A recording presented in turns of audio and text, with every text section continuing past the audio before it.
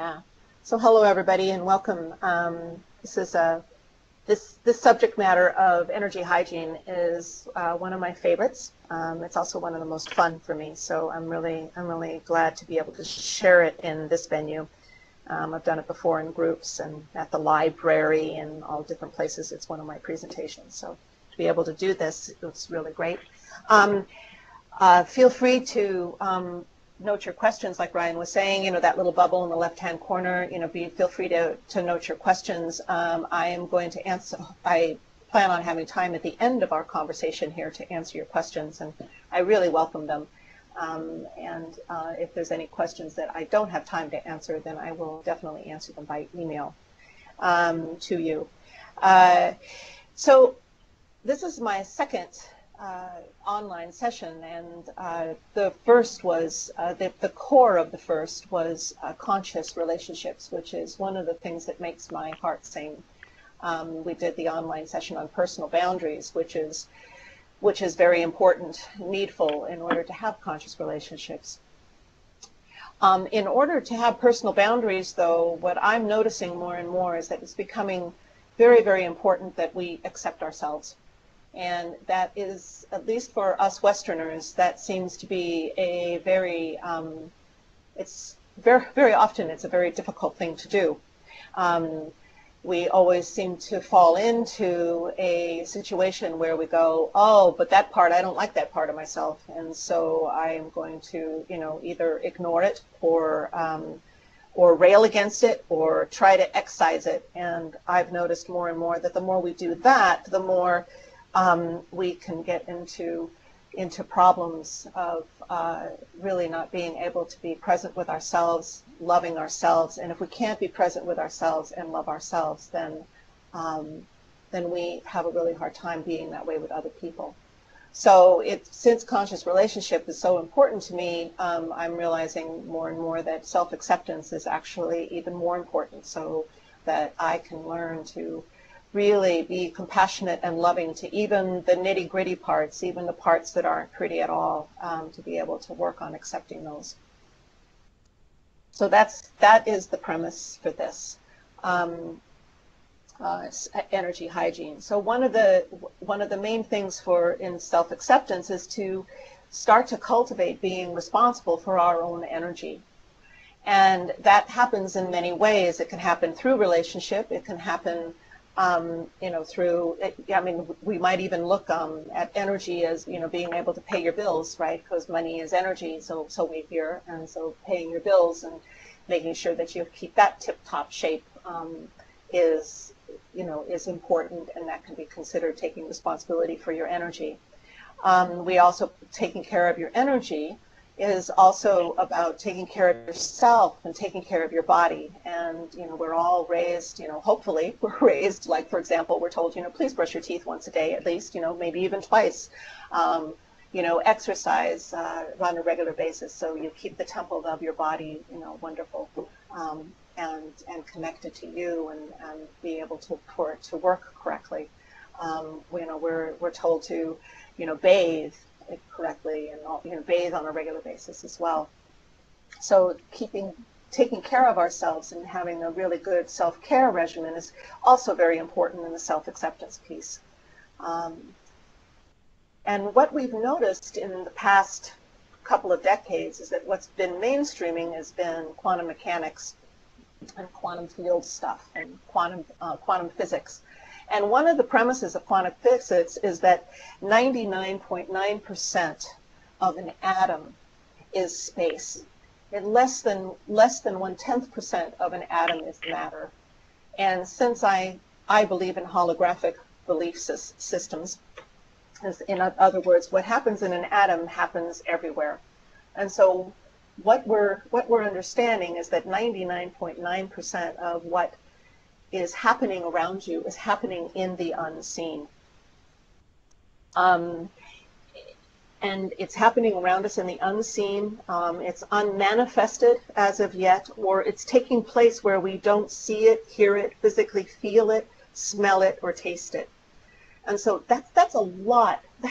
That's a that's a lot of our reality of something being in the unseen. And I can wax forever, you know, around the curiosity around that and what in the world is happening in that unseen. But for today, we're going to concentrate on what happens in the unseen in our own personal energy field. Before we move into the energy anatomy proper, I just wanted to show you these are blogs that I have on my website about self-acceptance. And the first one is the blog my most recent blog on energy hygiene, the core to self-acceptance, which is what this presentation is based off of, along with the presentation that I've been doing for years in public. And if you notice at the very end of this slide, you will see that there's a free ebook, and it's 10 tips for managing strong emotions. And that's something that you can get from my website as well. So please indulge, and I'm always available for any insights or feedback that you have, and of course any questions. All right, so taking care of you, energy hygiene. When we're talking about energy hygiene, I assume that whatever has physically manifested has its origin in the unseen or in the energetic body, all right? And so we're going to, I'll mention this again, but when we're talking about energy hygiene, or when we're talking about your own personal energetic body, if you don't know this already, or if you do, this is just a reminder, is go ahead and put your hands out, and so your arms out so that your fingers are as far away from you as possible. And wiggle your fingers. And at the tips of your fingers, that is what we consider the edge of your personal boundary.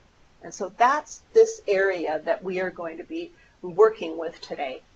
And it's not just to the sides of you. You can put your hands up as high as you can reach comfortably and wiggle your fingertips, and there you're tickling the edge on top of your energetic boundary. And in front of you also. And it's a little bit more difficult but behind you, but I know we've got a couple of yogis, you know, yoga instructors on board here, and you know, we've got a belly dance instructor also, so maybe you can reach far behind you, and you'll be able to reach, and so it's as far back behind you as far as your fingers might be able to go, and it's below your feet that far. So this is your energetic bubble. And so this belief that, or this curiosity or investigation or hypothesis that I follow comes directly, by the way, from Carolyn Mace and the work that I did with her, is that when disease is coming into the body, what we're doing is that when the disease energy, when the energy of the disease comes in and tickles the edge of your personal bubble, when it tickles the edge from the outside, we consider that there's going to be a possibility of disease. And then if it's allowed to come in through that edge and come to about where maybe your elbows are, you know, if you have your hands spread out, then it's probable that you will get the disease. And if the energetic comes up to your skin, then what will happen is that then we go into necessity, and that's when you will get sick, or that or tissue tissue pain starts to happen. And so we've got that, and then another premise here that's really important for you to I wouldn't say that you have, you know, right now you have to buy into it and completely, but at least for the next rest of the hour, for you to let go of any skepticism, if you can, is to understand that what we're working with here is part of our imaginal world. It's not our imaginary world. That's different, okay? This isn't about fantasy. This is actual imaginal world. And one of the ways that I liken it to is our dream time. You know, when we're in dream time, and I'm sure you've had this experience, that the dreams seem very, very real. And what we're starting to learn now is that we're starting to learn that it actually is real, that there is actually an imaginal system that happens. And so as we're going to be doing an energy hygiene meditation exercise here before we leave this hour, when you are in that place, I invite you to consider that what's going on is actually imaginally real. Okay. Another assumption that I have, another premise here, is that I assume that there's a validity of spirit. And spirit is used here in the context that we have, I believe, and I'm living with it as a, it's between theory and fact, it's right there. It's like, I believe that spirit is, that we have a connection to all of life, and that there's an inherent foundational power that's bigger than us. Okay. And that relationship between spirit means that although I am completely responsible for my own energy and I need to cultivate that awareness, I'm also aware that spirit is also responsible for what's going on as well, 100%. It's a 100% relationship, not a 50-50.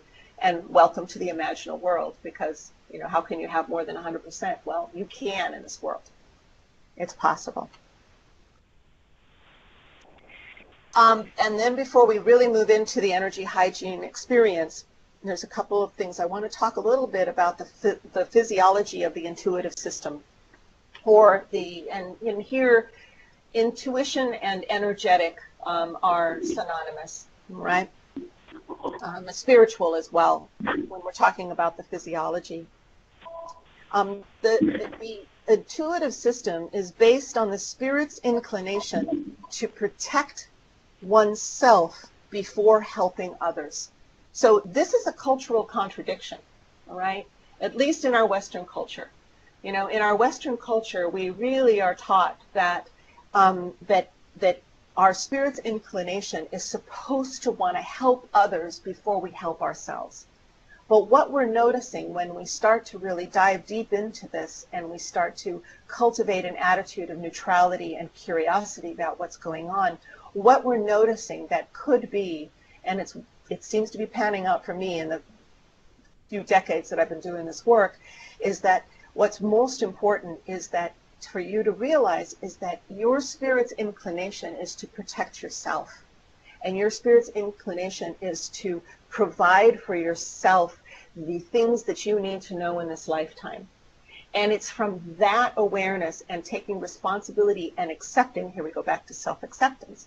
It's accepting that in yourself. It's from there that you reach out to help others. All right? And so that, again, it brings up an idea that it's really important to take care of your energetic field, which what I like to think of is that it's just as important as brushing your teeth. It's just as important as doing exercise, as far as eating right, as far as looking good, as far as taking care of your skin. Take care of your energy field as well. And there's ways that we can do that, and one of them I'll show you today.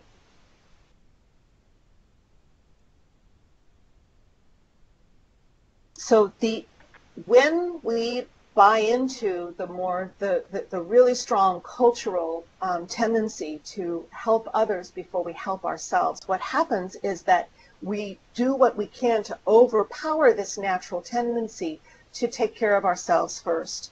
And what happens is that it results in unconscious armoring that is weighty, okay? That is weighty, as in it carries weight, okay? And actually, very often when I'm working with people who are overweight, part of the acceptance piece is learning to accept that part of the reason why they have this extra pounds on them is because they have manifested that to protect themselves.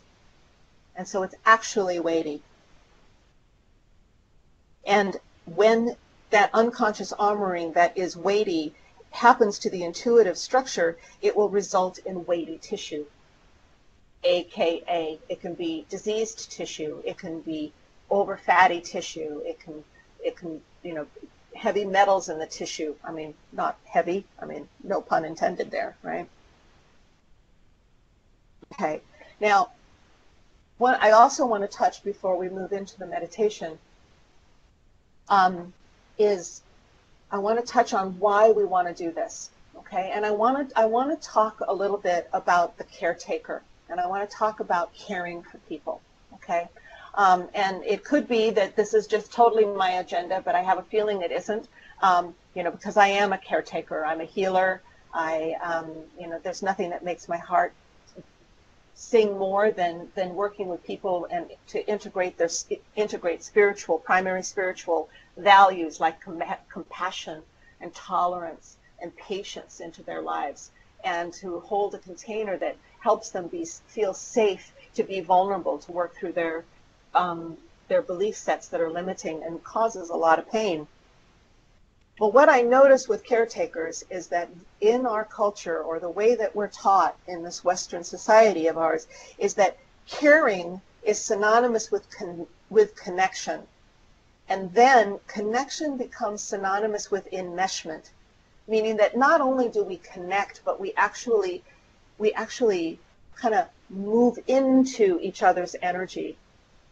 And if that enmeshment, it's optimal that when caring equals connection, what's optimal is to be able to have enough stamina and enough savvy to disconnect then. But very often from a caretaking point of view, especially if it's someone you love who's really suffering, or this is what, or you get kudos from being connected and helping someone. If it helps your relationship move along, then very often we're drawn to stay there.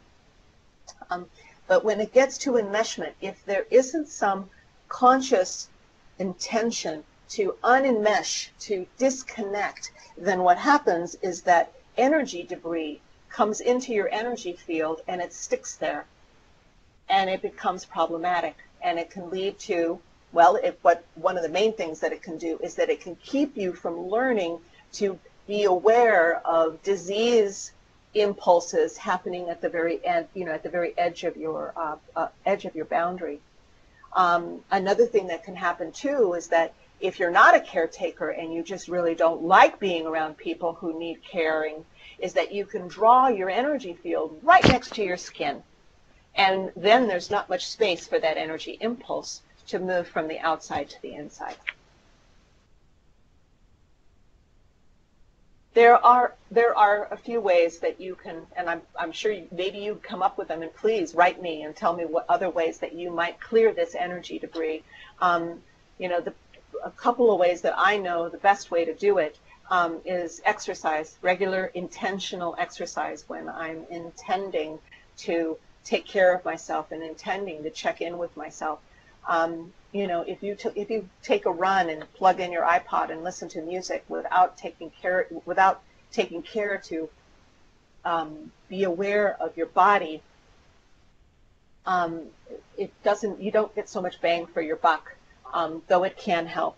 And this may be very good news. Orgasm happens to be one of the ways that we can clear our energy field. It's one of the reasons why we feel so relaxed at the end of lovemaking, if we orgasm, of course. Okay. All right. So I'm going to take a little sip of water here, and I invite you to do the same. I invite you to be aware of your surroundings right now. We're going to move into the energy hygiene part of the session. And so what I'd like to, if it's at all possible for you to do, is to be, if you can be in a private room, where you don't have any distractions, or if you're parked in your car and you phoned in, you might want to just, and I'll teach you how to put an energy bubble around yourself, but just from your imaginal world, just put an energy bubble around your car, or if you're in a situation where there might be other people, close your eyes and breathe. At the end of this meditation, I'm gonna suggest that you get up and move around within the meditation. So if you have a space to do that, that would be great. And if you don't, no worries, because you can do that in your imaginal world as well. So let's do an energy hygiene meditation. So go ahead. Get yourself comfortable. You can do this sitting or standing or lying down even. And take a couple of breaths.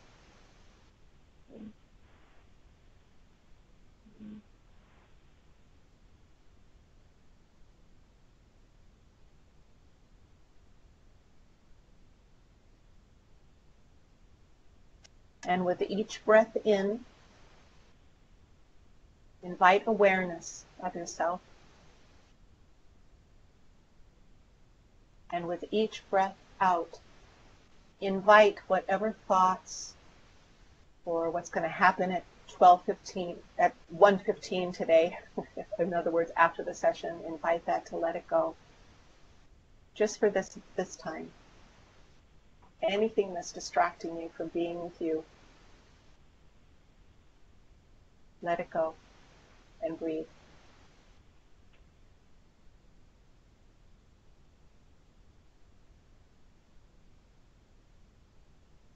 Bring your awareness now down to your feet. Wiggle your toes. Invite your feet to relax. And even in your imaginal world, you can breathe into your feet, you know. And actually, whenever you breathe deeply, each cell in your body expands. And each time you exhale, it contracts. Each cell contracts. So you really do breathe down in your feet. Breathe, let them relax. Bring your awareness up to your ankles. If it feels comfortable, go ahead and rotate them. Breathe into your ankles. Let them relax.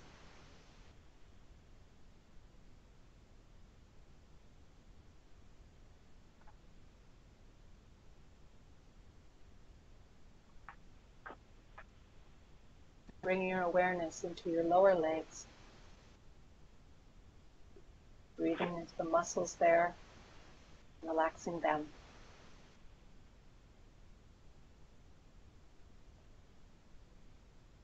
Bring your awareness now to your knees.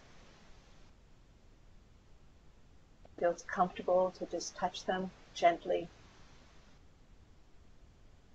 Say hi. Breathe into them and relax all the structure of the knee.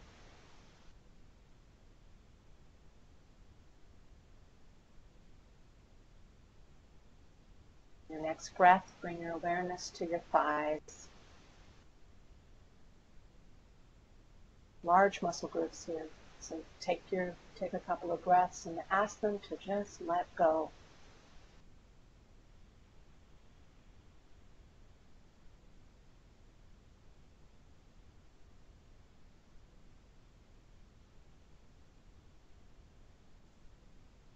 Bring your awareness now into your pelvis.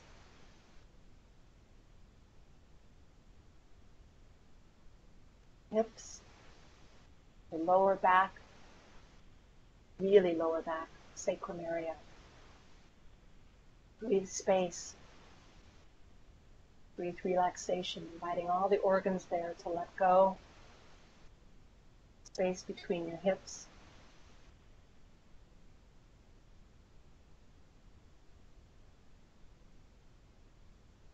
Space between the front of your pelvis and the back. Good job. Bring your awareness now up to your belly. Include your diaphragm. All the organs that are there, all the muscles that are there. Relax.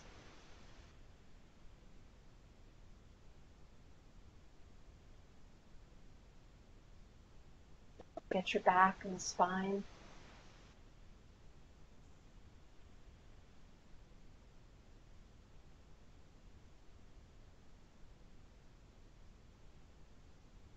Bring your awareness up into your chest,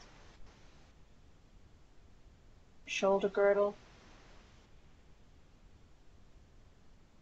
heart, your lungs. Breathe deeply. Release and relax.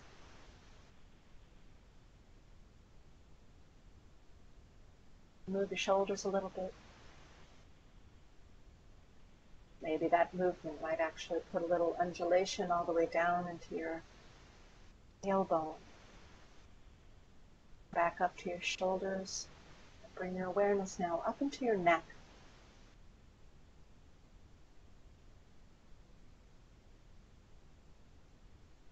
I want to move your head around a little bit. Breathe. Relax. And now up to our busy face. So many muscles in the face. You might want to move your jaw around. You can make funny faces, particularly if you're alone.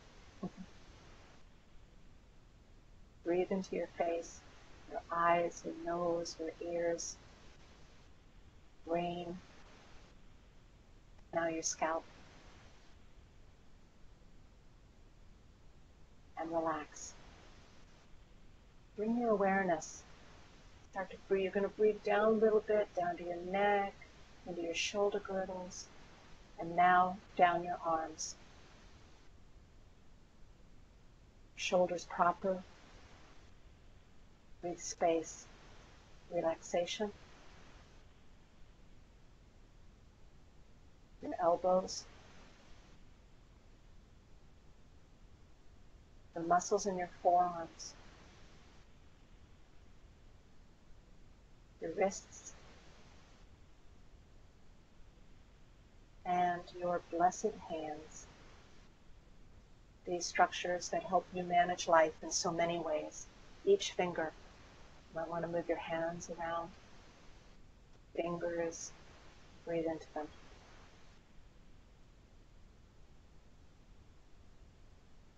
For about 3 breaths here. Be aware of your body. Bless your body.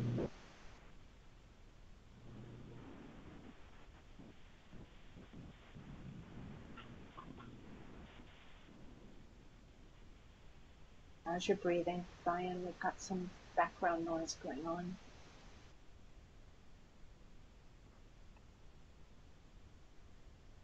Thank you.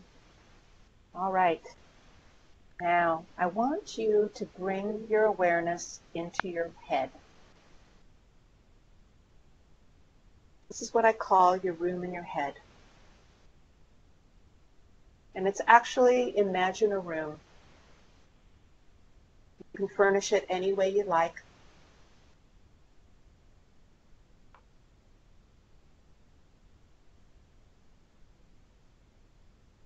The one thing I want you to have here is I want you to have a comfortable chair or bed or sofa or pillow for you to sit on, imaginally.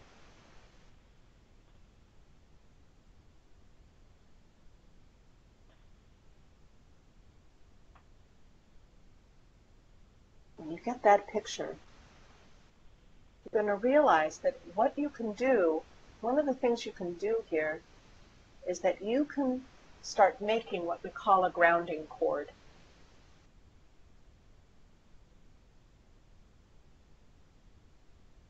And this grounding cord comes from your head. It goes through your body and into the ground. And it connects to the earth. Now, if I was able to see you, what I would ask from you is I would ask that when you get this experience of this grounding cord all the way down to the earth, I'd have you raise one of your fingers so I would know this. So I can't do that. It's important. And even if you go, oh God, I just can't do that, imagine that you can. Because this grounding is important. It's actually important for you to have all the time. So now you have this grounding cord, and you're in your head. Don't have your awareness go down with that grounding cord. The grounding cord and in your head. Another thing that you can do from this head is that you can become aware of your energy field. And remember that that energy field is an arm's distance all around you.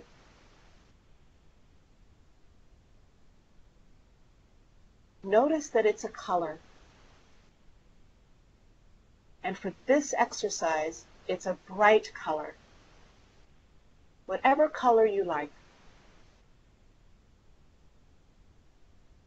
So you basically are in a bubble. And from your head, be aware of any discrepancies that are in this bubble. So the bubble should be pretty clean. It should be the same, it should be equidistant all around. It should be, the colors should be pretty much the same. It shouldn't have any holes in it. Now, as you notice these discrepancies, please invite yourself to not judge yourself for this. It just is.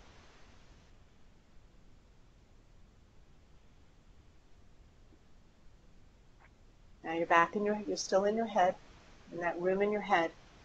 And another thing that you can do here, and it is for this exercise, is that you're going to create a cleansing cord. You've created a grounding cord, and that was a smaller cord that goes down. This cord, now this cleansing cord, is as large as your personal field.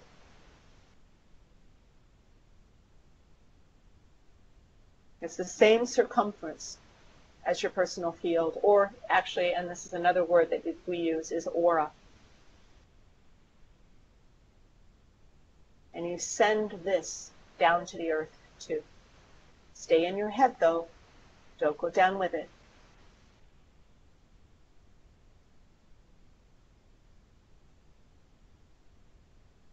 Now, you have the ability to have this energy field of yours get smaller or larger. So what I'm going to have you do now is I'm going to have you imagine,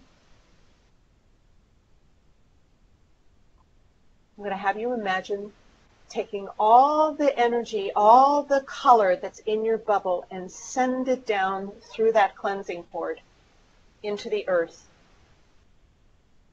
And don't worry about it. She can handle it. This is actually one of our contracts with the earth, is for her to do this with us. It's really a blessed contract. So you send all that color. So what happens is that the edge of your aura comes really close to your skin.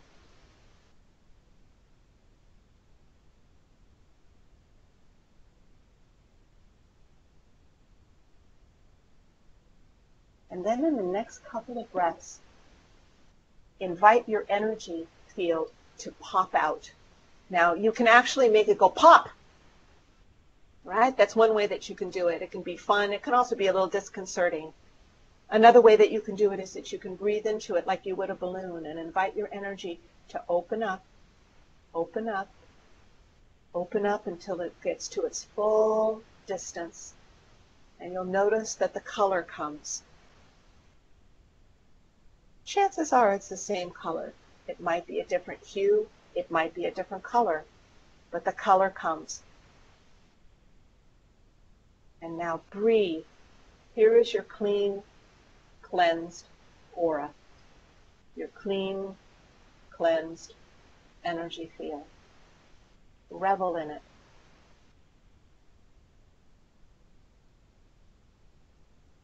Bless yourself in this.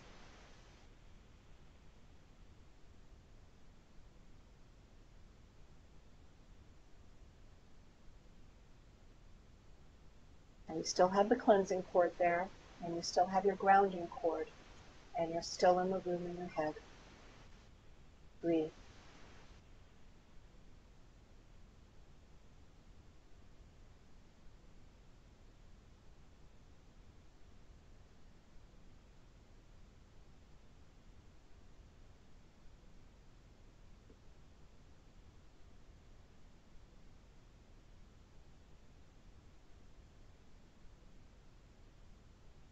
Breathe.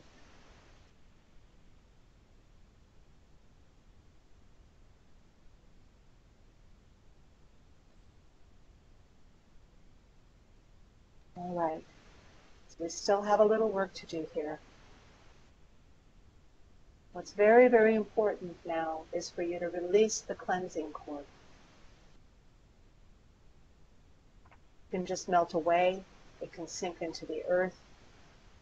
Let it go. If you find yourself to be what we call a green person, you're recycling it.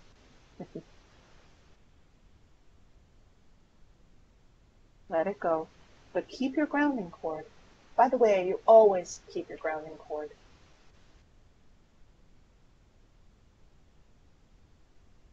Stay in your head, in that room in your head. You're comfortable in your room in your head. And let's check out the quality of your energy field. Now, I trust and I know that you are the wisest person about yourself. So the most important information you're going to get is from yourself. So if you see any discrepancies, if there's a shadow in one corner of your aura, or if one side of your aura is closer to you, if the back of your aura is closer to you than the front of your aura, what does that mean? Ask yourself that. If it helps, you can ask the wisest part of you that.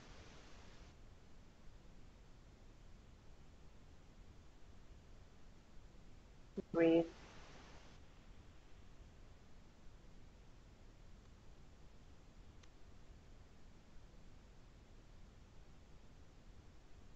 And a few things that we have found from all this, from working with this so many times with so many different people,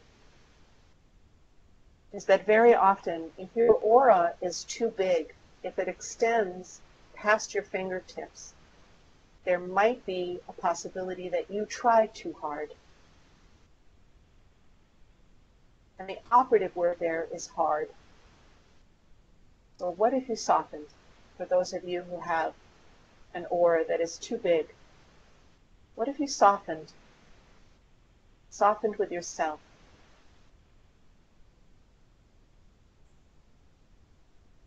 If your aura is too small, very often what we find is that you might be feeling threatened or that you feel out of place.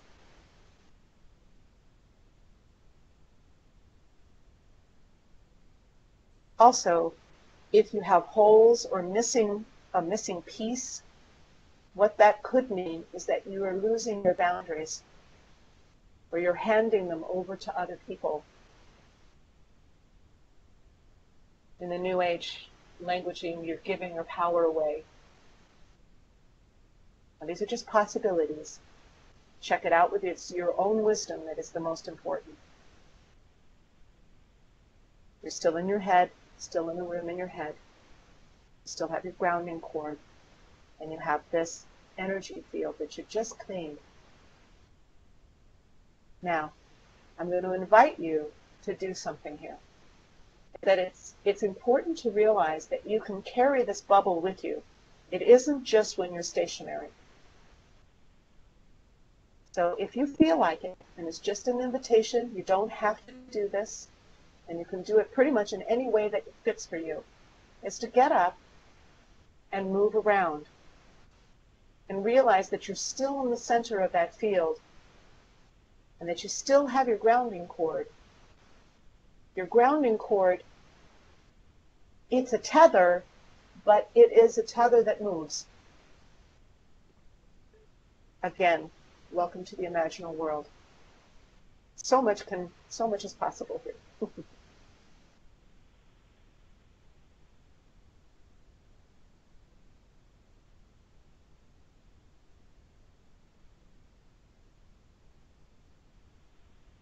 And now come back.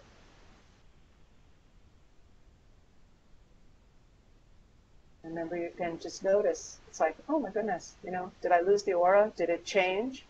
Am I still in the room in my head? Am I able to do this? Please know that this takes practice. Just like when you were, 2 years old and you started brushing your teeth for the first time. Believe me, if you don't remember, believe me, as a mother, you were really messy, okay? It's okay to be imperfect here. So bless yourself in the room of your head, in your head. Take a breath. And come back to, if you were in a room with me and I was with you, I'd say, come back to the room now. Come back to the session with your eyes open and fully present now. All right, welcome back. Shake your body a little bit. So, tips to help with your with energy hygiene. It really is. You can do this kind of meditation, and this is one of the reasons why I'm really glad it's going to be in the session in my video library on my website, so people can have this session. And it really is as easy as setting an intention. You can go out and garden and have the sun on your back and say, okay, clean my energy field. You can dance and say, clean my energy field. You can be washing dishes or even cleaning the toilet and say, I'm cleaning my energy field now. So it really is as easy like that. Exercising robustly. Now that doesn't mean hard, that means robustly. So that means how it fits for you. It really is important. Will help with energy hygiene. And indulging in your creative pursuits will also help. And like I said before, yes to good sex. You will know that you're clear if you feel a feeling of calm or rejuvenation or a sense of quiet satisfaction. And another indication that your energy field is clear is that you move from feeling agitated to a more neutral curiosity about whatever situation you face. And if you're interested in studying intuitive development, or if you're interested in deepening and integrating spirit, and you work with someone like me, that is what we're going for, is you're going for that neutral curiosity. So clean your energy field, and you will be just setting yourself up to cultivate your intuitive development. And I always love to end my sessions with self-compassion. So what is one thing that you can do right now that will nurture an attitude of compassion for yourself that will allow you to practice self-acceptance? What is one thing that you can do that will nurture an attitude of compassion for yourself that will allow you to practice self-acceptance? And I know that a disclaimer is very often put at the beginning of a session, but it fits more at the end of the session on my sessions, I think, and here it is. Any goal that you have that is life-enhancing will require you to change your life in some way that will provide you with an opportunity to experience how much soul stamina you have to succeed enhancing yourself. In other words, any positive change that you decide to do in your life, universe will tempt you to and ask you, do you tempt you, and you'll be tempted, and what the universe is doing is, do you really want to do this? Is this really what you want to do? And I invite you to say yes. So I am now available for questions here for just a few minutes. And so if you have any questions, feel free, or maybe if I open up the bubble, are there any questions? Comments? So Kim, this is Ryan.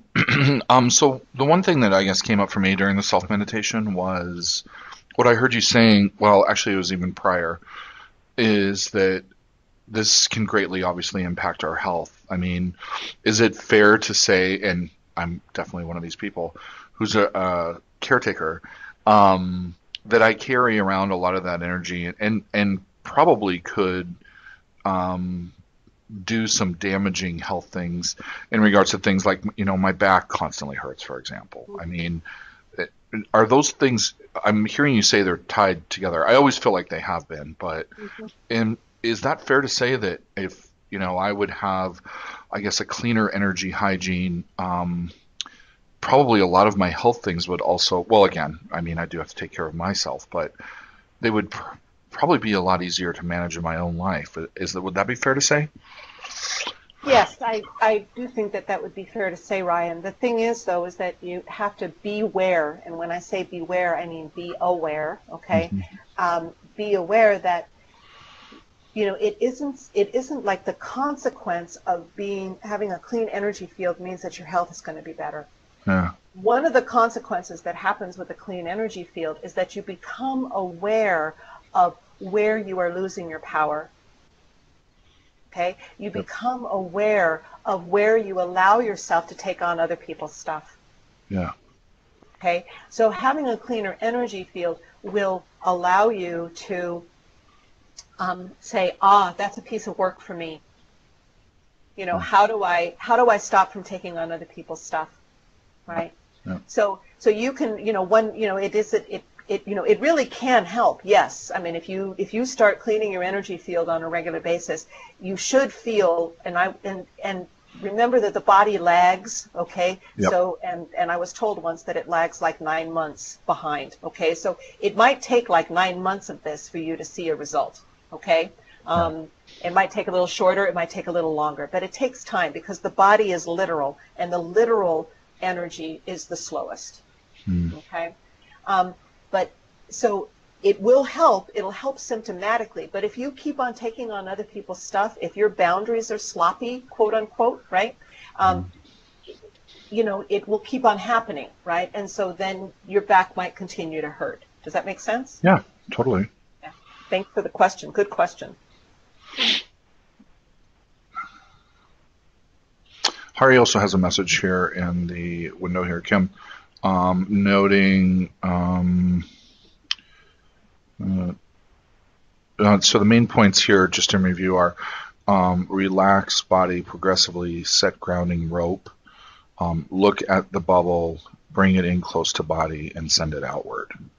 Yes, I would say that is. Oh, and don't forget to release the cleansing cord, Hari. Okay, if you guys keep that cleansing cord after you have, actually, you didn't even say cleansing cord. So main points: relax body progressively, yes. Set the grounding rope, yes. Look at the bubble, bring it, and then after the bubble, what you want to do is after the bubble, you want to send down that cleansing cord that's as wide as your aura.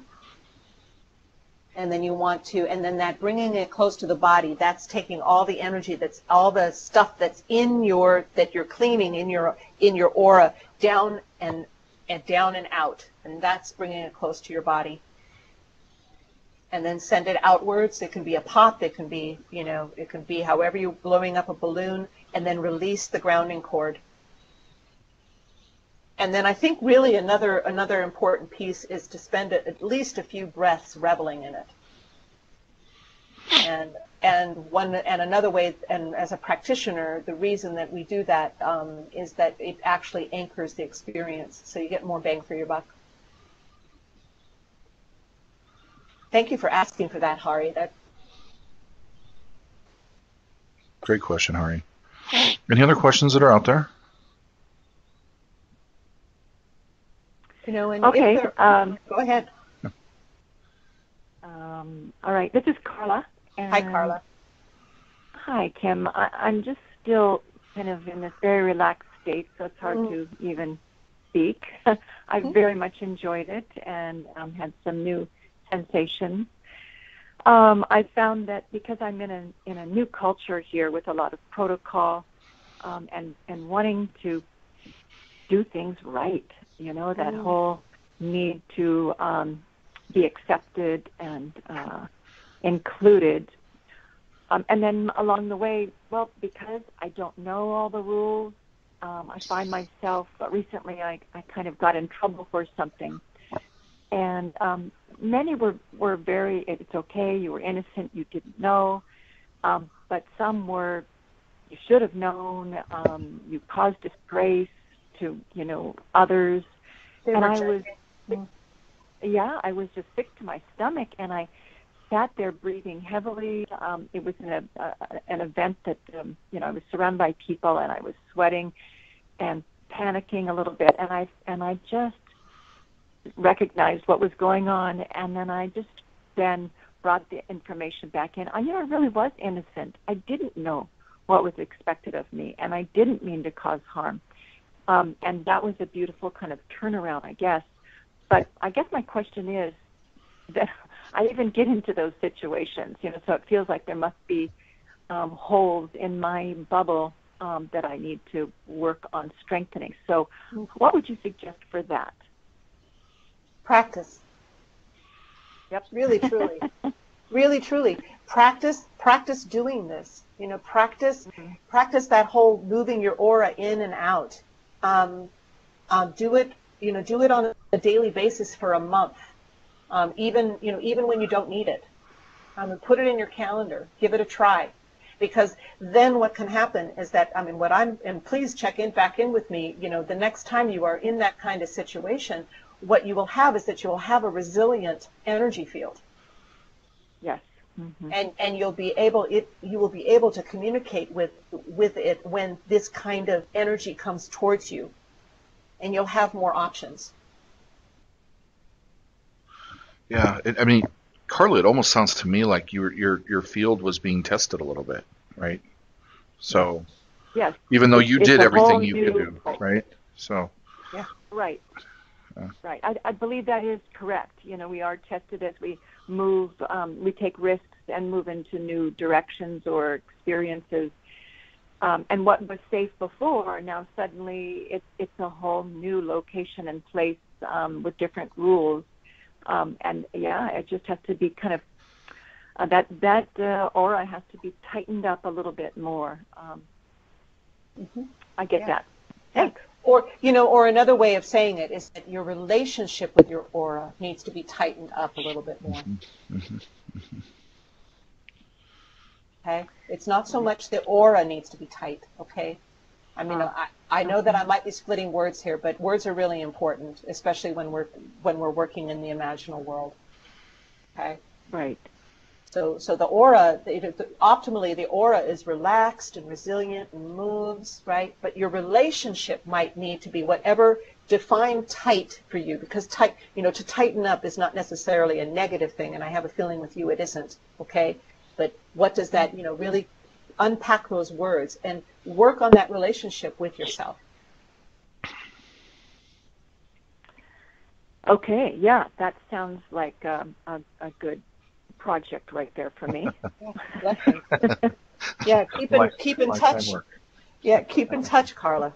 I'm really glad to have had you here. I'm noticing that we're running a little over the hour. Yes, if you guys have any questions, if you have any concerns, or if you're still in that relaxed state, blessings be with you. And if questions come up, feel free to email me. You can email me at kim@kimillig.com. And you can find that on my website. You're going to be sent an online evaluation. Please, please, please fill it out. And you